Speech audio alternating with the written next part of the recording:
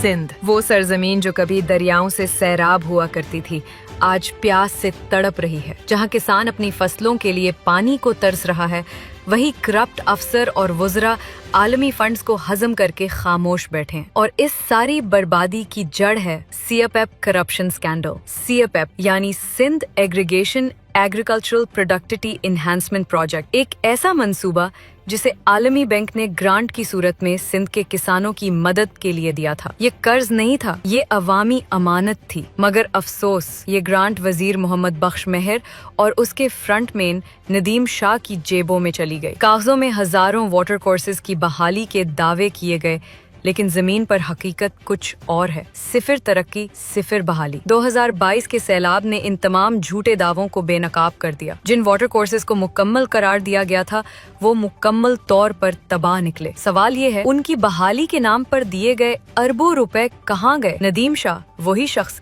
जिस पर आमदन से जायद असासों, जाली रिपोर्ट्स और मीडिया मैनेजमेंट जैसे संगीन इल्जामात हैं, आज भी आजाद घूम रहा है। बल्कि इसी डीजी की सेट पर दोबारा तैनात कर दिया गया है, अदालती अहकामात को यकसर नजरअंदाज करते हुए। क्यों? क्योंकि इसका पुश्त पनाह मोहम्मद बख्श मेहर है। अगर सिंध हाई कोर्ट और सुप्रीम कोर्ट के अहकामात भी इन बासर माफिया पर लागू नहीं होते, तो फिर इंसाफ का ये निजाम सिर्फ आम शहरियों के लिए है, वजीरों और उनके फ्रंटमैनों के लिए कोई कानून नहीं। नया माली साल आया और नई चाल चली गई। दावा किया गया कि 544 वाटर कोर्सेज बहाल किए गए और 1 अरब रुपए खर्च किए गए, मगर जमीनी हकीकत ये है कि इनमें से बेशतर कोर्सेज सिर्फ कागजों पर बहाल हुए। मेरा मीडिया, अवाम और खुद नदीम शाह को खुला चैलेंज है, उन 544 में से सिर्फ 44 असल वाटर कोर्सेज दिखा दो।